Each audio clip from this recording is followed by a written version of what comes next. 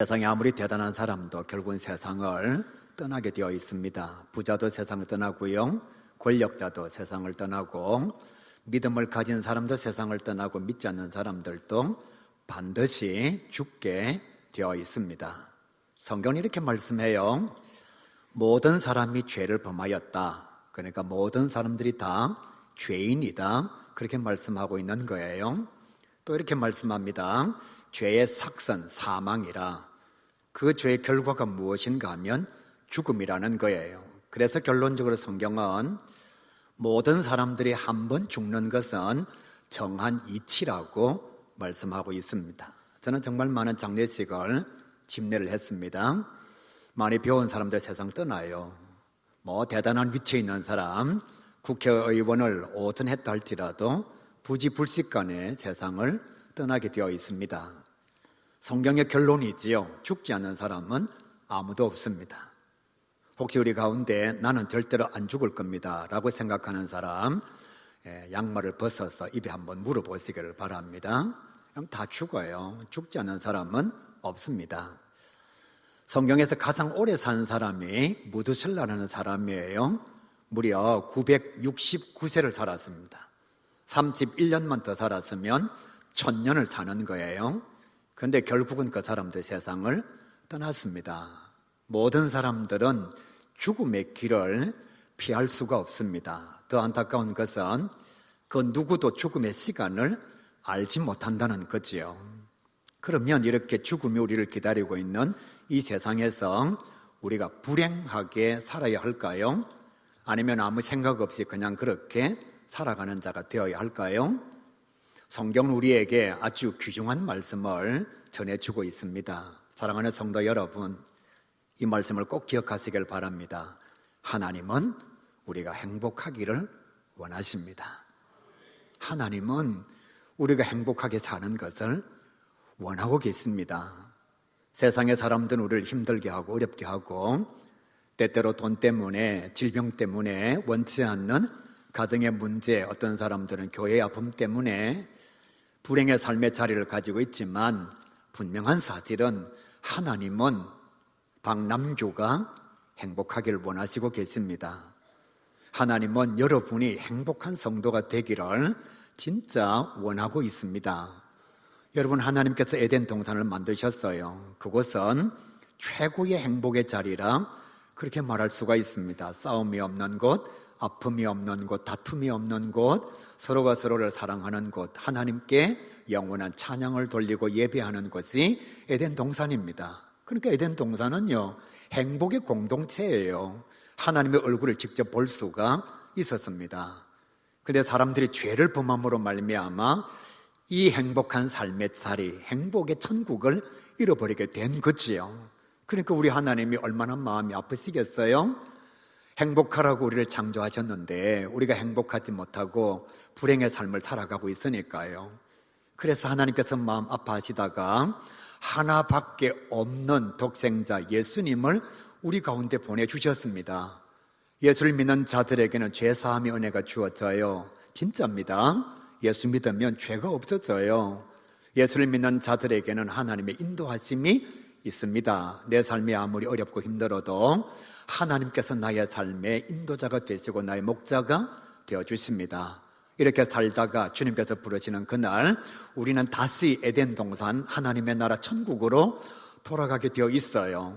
그러니까 예수님은 왜 이 세상에 오셨느냐? 우리의 죄사함과 인도하심과 영생을 주시기 위하여, 한마디로 말씀드리면 우리로 하여금 행복하라고, 행복을 주시기 위하여 하나님은 아들의 생명까지도 우리에게 주신 거예요. 그러니까 사랑하는 성도 여러분, 교회 오를 때 행복해야 됩니다.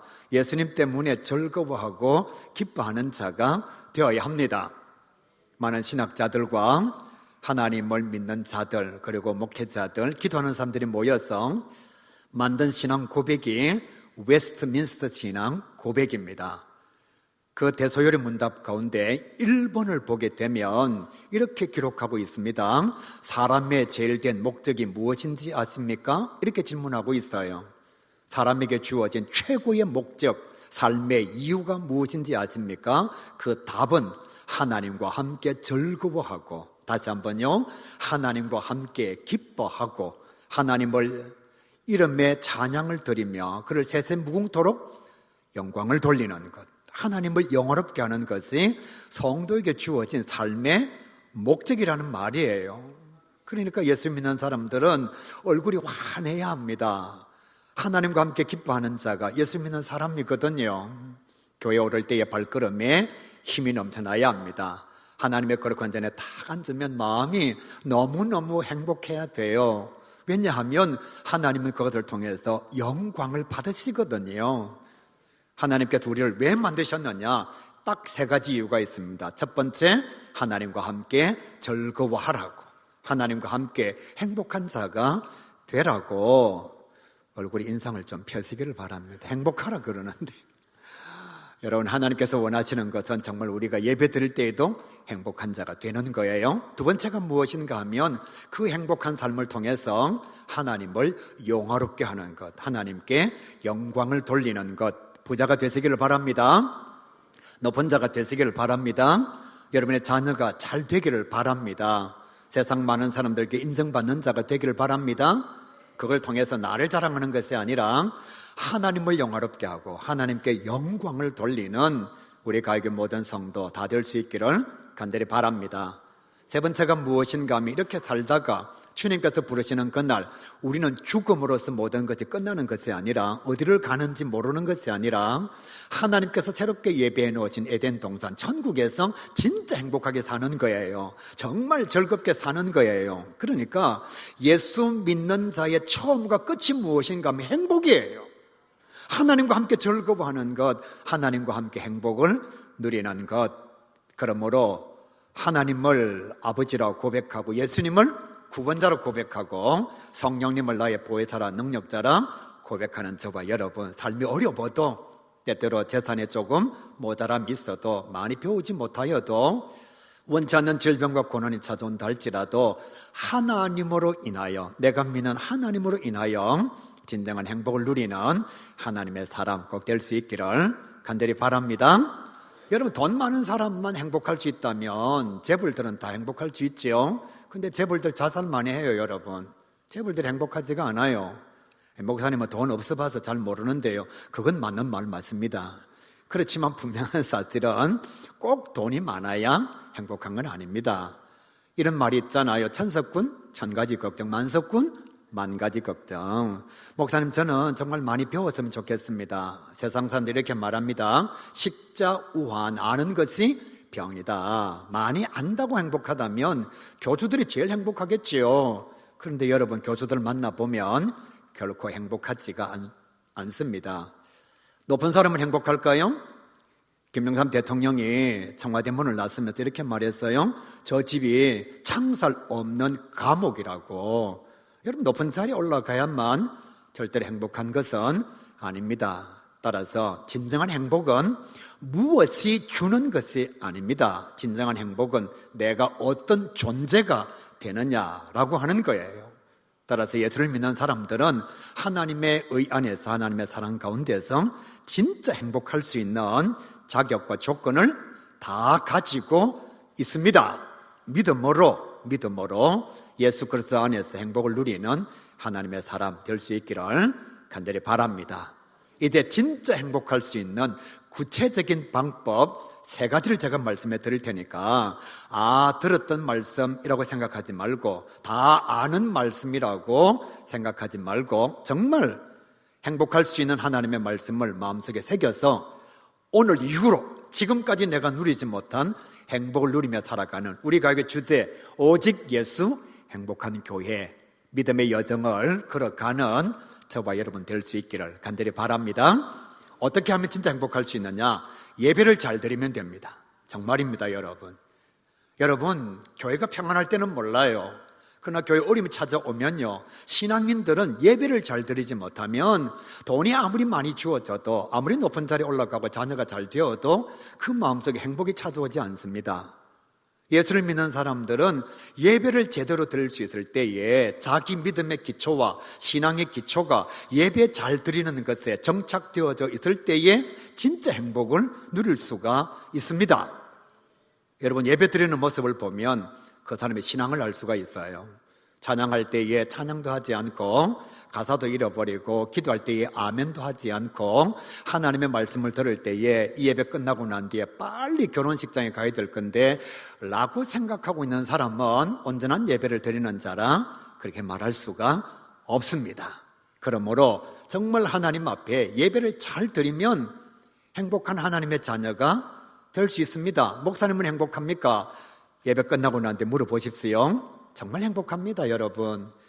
나같이 연약한 자가 부족한 자가 예배를 드린다는 게, 특별히 예배를 드릴 때에 하나님의 말씀을 선포한다는 게 얼마나 감사한지 몰라요. 어떤 목사님은 말씀을 준비하는 게 부담이 된다라고 말하시는 목사님도 계십니다.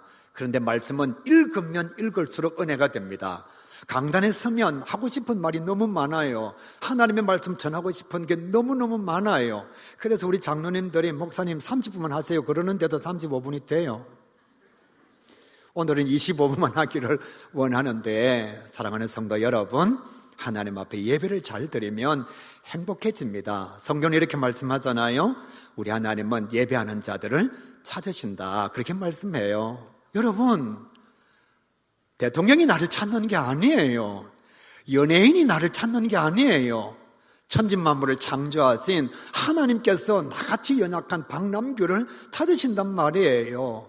왜 찾으시느냐? 하나님께서 예배를 받으시기 위하여. 나같이 부족한 자가 예배 드리는 걸 하나님 너무 좋아하시니까. 여러분 생각해 보세요. 나를 만드신 하나님께서 기뻐하신다? 그 하나님의 사랑과 은혜를 더디면 내가 어떻게 기쁘지 않을 수가 있겠습니까? 하나님께서 왜 우리를 만드셨느냐? 왜 우리를 지어졌느냐? 예배 드리라고 만드신 거거든요. 여러분, 부자가 되라고 만드신 거 아니에요. 높은 자의 자리에 올라가라고 우리를 만드신 것 아니에요. 969세까지 살아라고 우리를 만드신 것이 아닙니다. 세상에서 출세하고 성공한 자가 되라고 하나님께서 우리를 만드신 게 아니에요. 하나님께서 왜 우리를 만드셨느냐? 이사야 43장 21절 말씀요. 이 백성은 내가 나를 위하여 지었나니 나를 찬송하게 하려 함이니라. 그러니까 우리 삶의 목적이 뭐냐? 내가 왜 지원받았느냐? 내가 언제 행복하냐? 목적대로 지어진 이유대로 하나님 앞에 예배 드릴 때에 행복할 수가 있는 거예요. 여러분, 목적대로 쓰임받을 때가 제일 행복합니다. 우리 다 휴대폰 가지고 있잖아요. 이 휴대폰이 언제 제일 행복할까요? 통화할 때예요. 또 아니면 검색할 때예요. 스마트폰은 그렇게 사용하라고 주어진 거거든요. 그런데 한번 생각해 보세요. 이 스마트폰을 가지고 못을 박는다?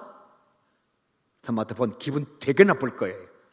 이 마이크는요, 소리를 정폭해서 여러분에게 잘 들리려고 마이크를 사용하는 겁니다. 그런데 이 마이크를 가지고 엉덩이를 닦는다? 기분 엄청나게 나쁘죠. 목적대로 쓰임받을 때 제일 행복한 거예요. 엄마는 엄마의 자리에서 인정받을 때 제일 행복해요. 여러분, 착각하지 마세요. 목사님은 밥을 많이 사주고 사례를 많이 드리고 교회가 커지고 그러면 행복할 거다. 아닙니다. 하나님 앞에 목사로 인정받을 때에, 하나님의 말씀을 전할 때에 그 마음속에 감격이 넘치면요, 교회 큰 것과 식사 대접을 받는 것과 작은 것과 사례가 많은 것과 아무 관계가 없어요. 내가 목사로 인정받을 때, 목사로 쓰임받을 때, 신방 가서 성도들과 함께 대화를 나눌 때에, 강단에서 하나님의 말씀을 전할 때 목사는 제일 행복해요. 목사가 된 원래의 이유를 달성하고 있기 때문에 그렇습니다. 왜 예배 드리는 자가 행복하냐? 하나님이 나를 그렇게 만드셨거든요. 예배 드리라고 만드셨거든요. 그러니까 예배를 드리면 행복하지 않을 수가 없는 거죠. 여러분, 여기 종이 있습니다. 이 종은 언제 제일 기쁘냐? 종 칠 때예요. 쓰임 받을 때예요. 그때가 제일 행복한 거예요. 성경은 또 이렇게 말씀하잖아요. 예배를 드릴 때 왜 행복하냐? 하나님의 말씀이 내 안에 역사하시기 때문에 예배 드리는 자가 행복할 수가 있다는 겁니다. 성경은 이렇게 말씀합니다. 예배 드리는 자는 영어로 예배 드려라. 영어로가 아니고 영어로. 저는 영어 잘 못합니다. 만약에 여러분 영어로 예배 드리라 그러면 우리 예배 잘 못 드리잖아요. 감사하게도 이런 얘기 안 하겠습니다. 영어로, 영적으로 예배 드리는 자가 되라, 그렇게 말씀하거든요. 영적으로 예배 드린다는 게 무엇인가 하면 성령 안에서 정직하게, 성령 안에서 정직하게. 목사님이 설교를 하는데 사유화해서 헌금 많이 하게 하려고 설교하면 안 돼요. 교회 건축 빨리 하려고 설교하면 안 돼요. 그건 성령 안에서 정직한 설교가 아니거든요. 기도하는 자도 마찬가지, 예배 드리는 자, 지금 예배 드리면서 딴 생각하고 있으면, 졸고 있으면 영적으로 드리는 예배가 될 수가 없습니다. 오늘 찬양대가 너무 잘해서 제가 이런 얘기 하는데요, 찬양 잘 못하니까 예배가 은혜가 안 돼, 이건 잘못된 생각입니다. 왜냐하면 예배는 자기가 성령 안에서 진실하게 드리는 거거든요. 기도자가 아무리 기도 못해도, 설교자가 버벅대어도, 찬양하는 자가 틀린 날지라도 자기는 성령 안에서 정직하게 하나님 앞에 예배드리면 되는 거거든요. 두 번째로 이렇게 말씀합니다. 진리로, 이게 무슨 뜻이냐? 하나님의 말씀대로 예배드려야 됩니다. 사랑하는 성도 여러분, 교회는 형식의 예배가 중요한 것이 아닙니다. 예배의 요소가 들어가는 게 중요한 거예요. 그게 말씀대로거든요. 어떤 교회는 사도신경이 있는 교회가 있고 없는 교회가 있습니다. 어떤 교회는 찬양을 많이 하는 교회가 있고 찬양을 적게 하는 교회가 있습니다. 틀렸다가 절대로 아닙니다. 예배의 요소가 들어가면 말씀대로 예배를 드리는 거예요. 그럼 생각해 보세요. 예배 드릴 때 말씀의 은혜 역사가 주어지기 위해서는 여러분이 하나님의 말씀을 알아야 돼요. 올해는 어떻게 사셨는지 모르지만 내년에는 제 얘기를 꼭 들어주시길 바랍니다. 우리나라 국민들의 70%가 마음에 화병을 앓고 있어요. 이유가 뭐냐? 정치 유튜브의 편향성 때문이에요. 이쪽만 들으면 이쪽 열받습니다. 이쪽 들으면 이쪽만 열받습니다.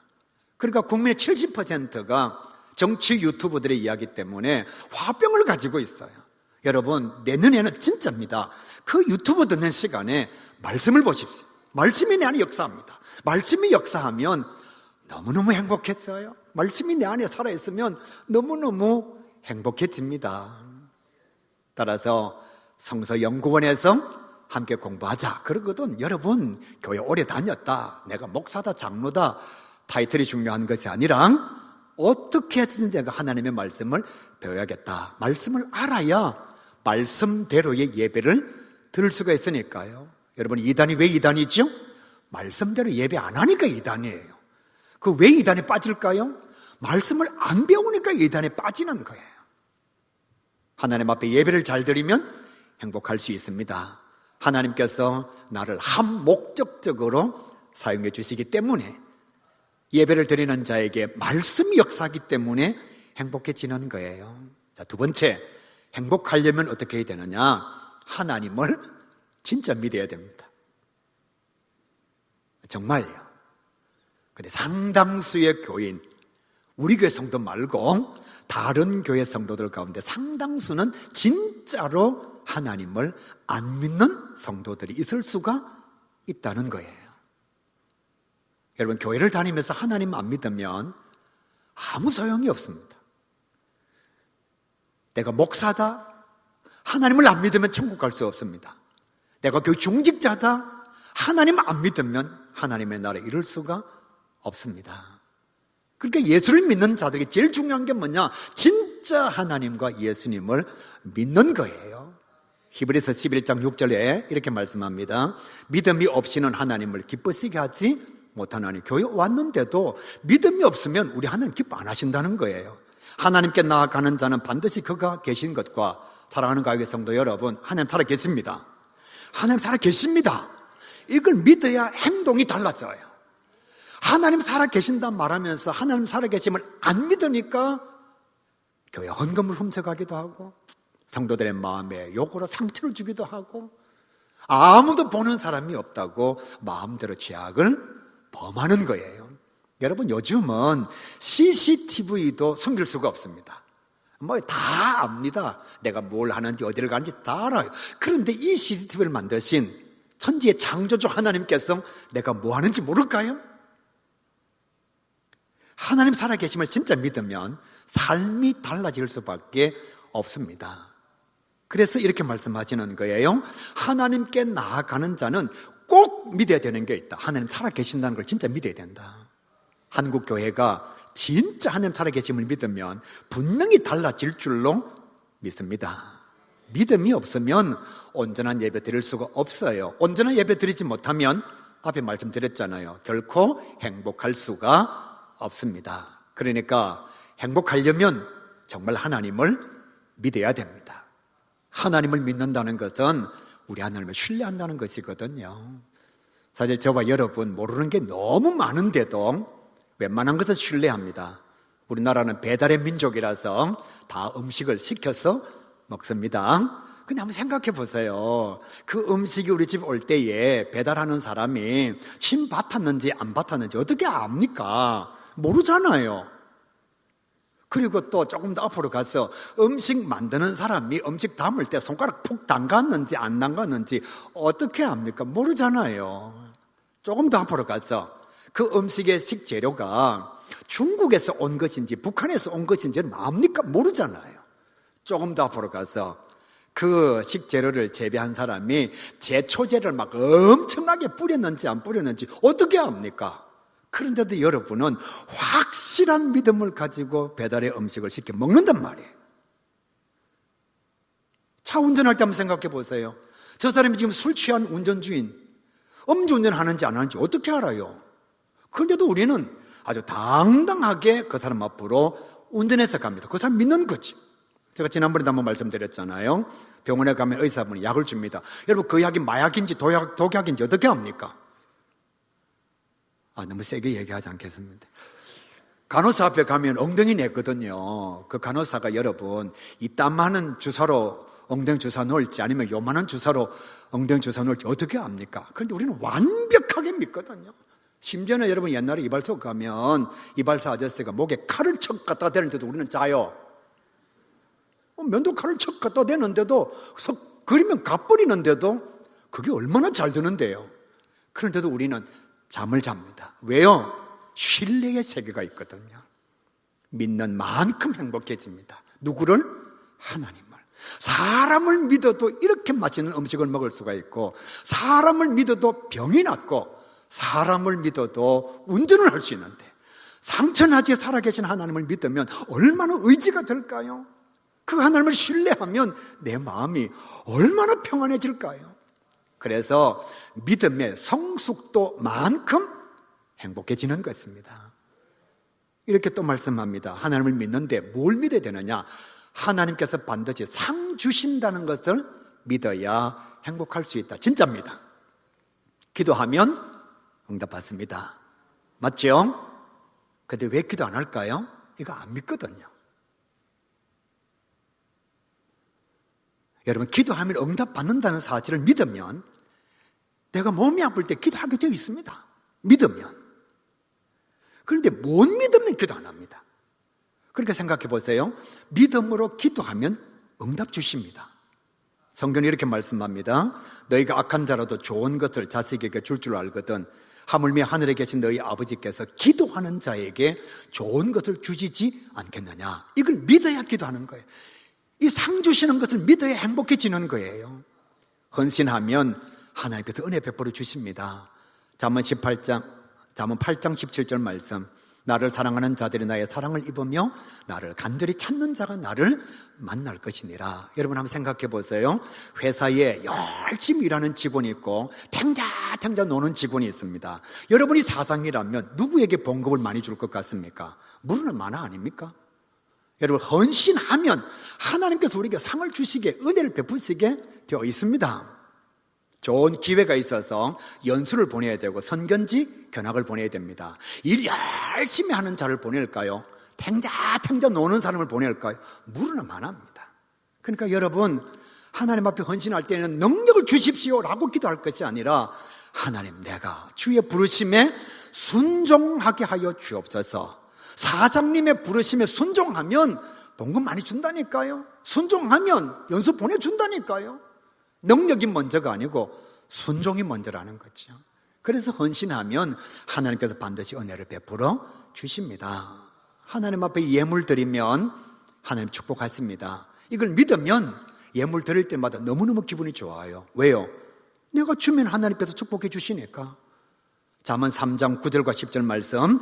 너의 재물과 소산물의 처음 익은 열매로 여호와를 공경하라. 그리하면 내 창고가 가득히 차고 새 포도즙이 넘치리라. 네가 요만큼 주면 나는 이만큼 주마 말씀하시는 거예요. 네가 주면 나도 주마. 말라기 3장 10절 말씀, 나에게 예물을 드려라. 내가 너희에게 쌓을 곳이 없도록 복을 부어 주리라. 제가 부정적인 말씀을 긍정적인 말씀으로 바꿨습니다. 나를 시험해 보라. 쌓을 곳이 없도록 내가 복을 붓는지 안 붓는지 나를 시험해 보라. 이건 부정적 용어고요. 긍정적으로 나에게 예물 한번 드려봐라. 내가 너에게 쌓을 곳이 없도록 복을 부어 주겠다. 이걸 믿는 사람은 인색함으로나 억지로나 마지못해서 하나님 앞에 예물 드리지 않습니다. 쉽게 설명하죠. 제 생일날 제 아내가 2만 원짜리 선물을 했습니다. 저는 조금 더 써서 2만 5천 원짜리 선물을 할 겁니다. 아내 생일날. 그런데 아내가 제 생일날 50만 원짜리 선물을 했어요.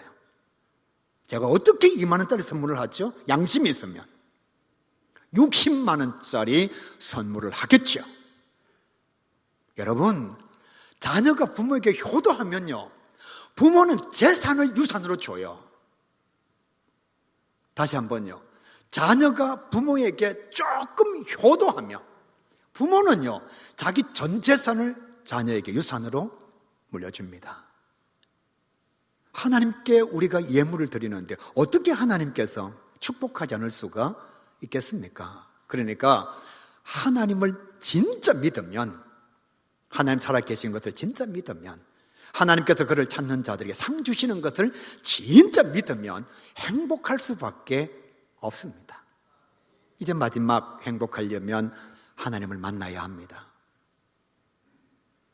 사랑하는 가요교회 성도 여러분, 교회 오래 다니는 것 자랑하지 마십시오. 정말 중요한 게 뭐냐? 내가 하나님의 임재를 경험했느냐, 경험하지 않았느냐? 내가 하나님의 은혜를 덧입었느냐, 입지 아니했느냐? 이게 너무너무 중요한 거예요. 하나님을 만난다는 것은 은혜를 경험한다는 뜻입니다. 어떻게 해요? 찬양 중에 가슴이 막 뜨거워져요. 말씀을 듣는데 막 눈물이 나요. 예배를 드리는데 막 전율이 일어나서 어떻게 해야 될지를 모르겠어요. 기도하는데 회개의 눈물이 막 흘러내려요.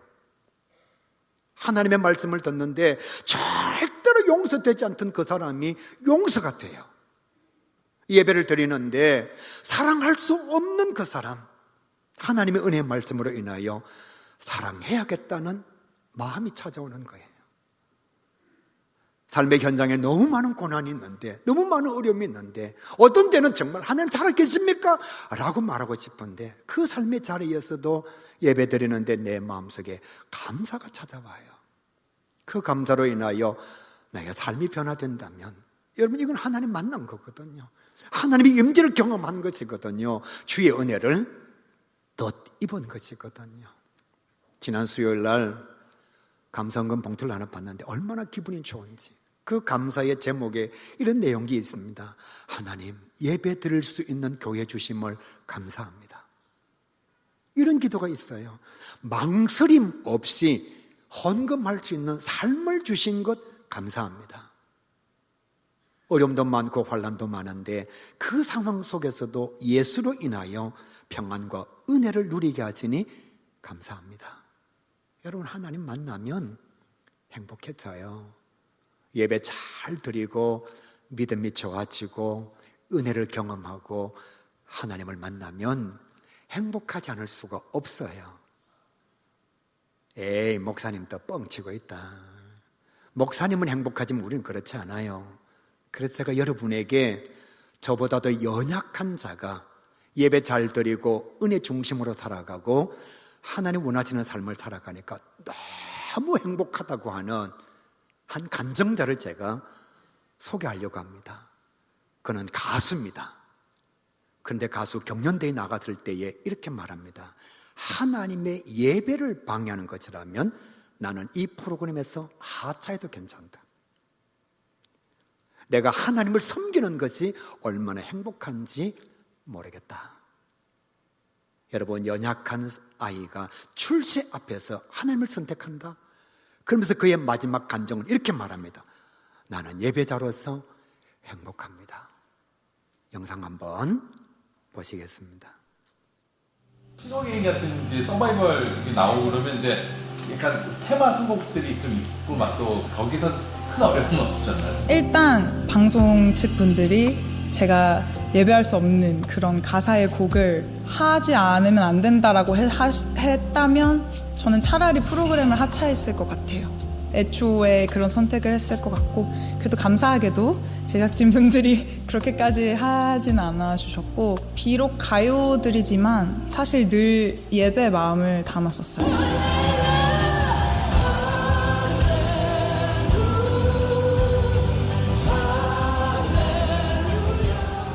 저희는 월요일마다 기도 모임을 예배자들끼리 다 같이 모여서 가지고, 수요 예배, 금요 예배 똑같이 섬기고, 이제 주말에 사역 있으면 사역 가고, 또 주일 예배 섬기고, 이렇게 진짜 사역 중심이 아니라 예배 중심으로 하고자 하는 마음이 되게 크고, 그리고 저희 리더 간사님께서 늘 하시는 말이, 주님, 우리는 사역하러 가지 않습니다. 주님을 예배하는 마음, 주님을 사랑하는 마음으로 예배합니다. 주님 일하여 주십시오 이거고, 우리는 가려주시고 주님 한 분만 일하여 주십시오라는 말씀을 늘 기도 가운데 하시고, 저희도 동일한 마음으로 함께 중보하며 기도하며 예배하고요.